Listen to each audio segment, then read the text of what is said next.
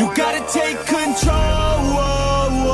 Life's too short. Get out of your head, make a better life instead. You gotta give it all your best. So put your hands up to the sky and live your best life, alright. Don't just let it go by, just try, oh my. Got only one life, got only this time. We gonna get it right. You gotta let go of those who don't belong in your tribe. So cut the bad out of your life.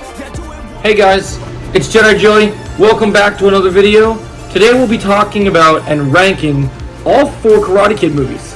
We are excluding Karate Kid 5 technically, being the Jaden Smith Karate Kid, because it does not, for the last time, you are not going to see Jaden Smith in the Sekai Taikai. We are not, they do not exist in the Miyagi-Do-verse. They reference Jackie Chan as an actor, not as a character in the story. So, that being said, if you want to see a ranking of all 5 movies, we'll rank all 5 when we get closer to the new Karate Kid movie coming out. So, coming in last place, we got Karate Kid 4, aka the next Karate Kid with Julie Pierce. Okay, now Julie Pierce is an incredible character that I can't wait to see in Cobra Kai. The movie has some really good strengths in terms of Julie being a great character, and you're even seeing a lot of similarities between Julie and Tori now, which spoilers for Cobra Kai Season 6 Part 1 if you haven't watched it yet. And I don't know why you haven't. It's the #1 show on Netflix. It's the #1 season on Netflix right now, so you should be watching it. But that being said, so Julie is such a great character. Her bond with Mr. Miyagi in this one, it doesn't feature Dano, it's strictly about Mr. Miyagi. I thought it was a great send-off for his character. I thought they did great things with the bond between Julie and him, and also seeing Julie bond with the monks had some great comedy in it. There's some great moments in it. The martial arts is pretty good. Our villain is probably our weakest link in the movie. I think our villain, being Colonel Dugan, is pretty bad.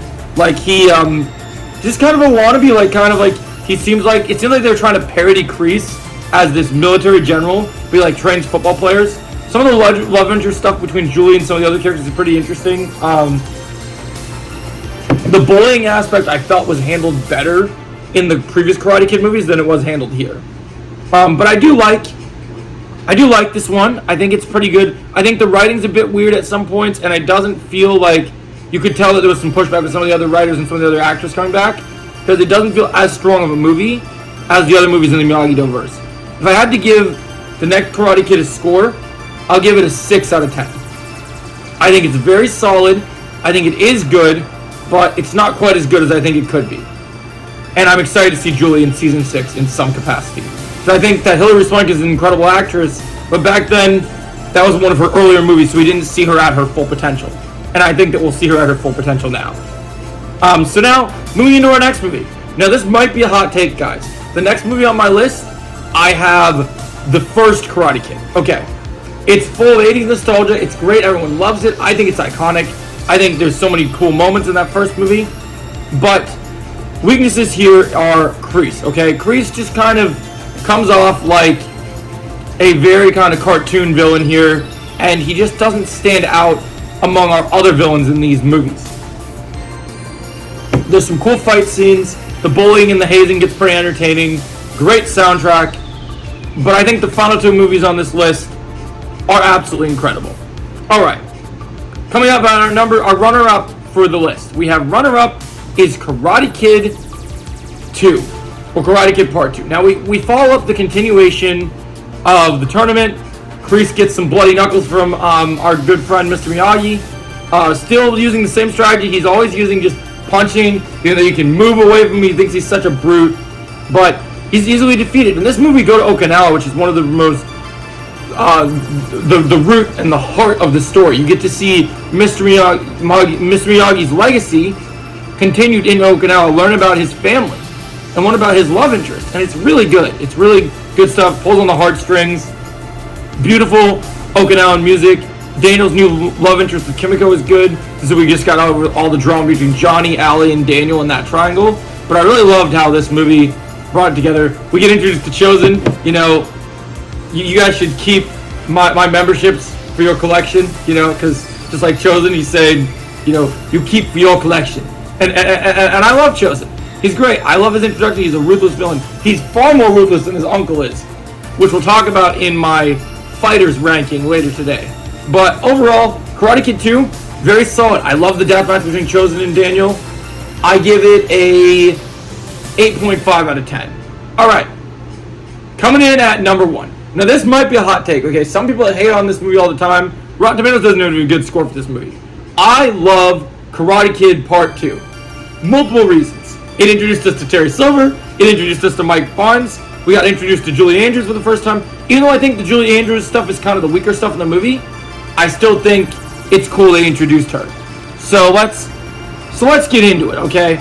So, Karate Kid Part 3.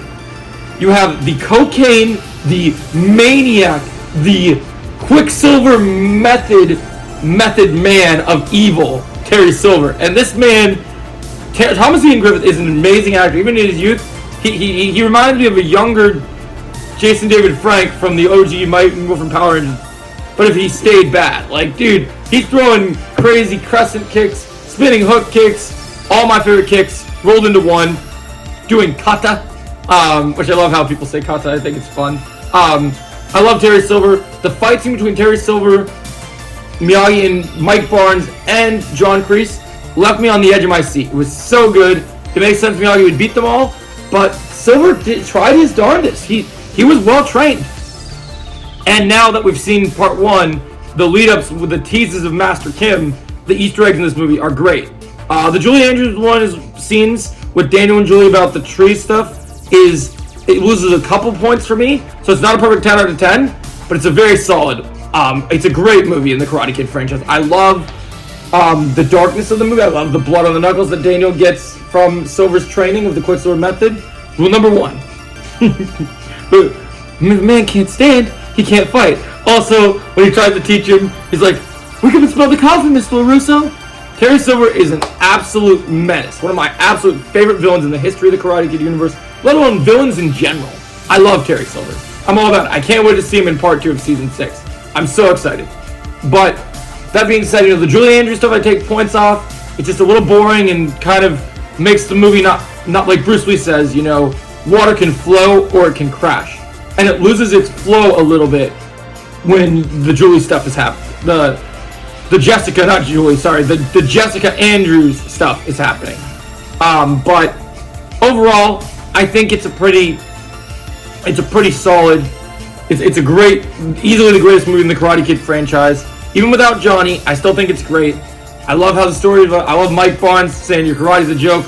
The callback in Season 6, Part 1 was beautiful. And I was so happy. I loved it. What do you guys think, guys? What do you think about my Karate Kid ranking? Also, I give Karate Kid 3, let me get the kick going on for Terry Silver. I'm going to give it a 9.3 out of 10, making it the highest score of all 3 movies. And I really love it. I think it's great. It's classic, has all the great moments. What did you think about my Karate Kid movie ranking? Let me know in the comments below, and I'll catch you in the next video.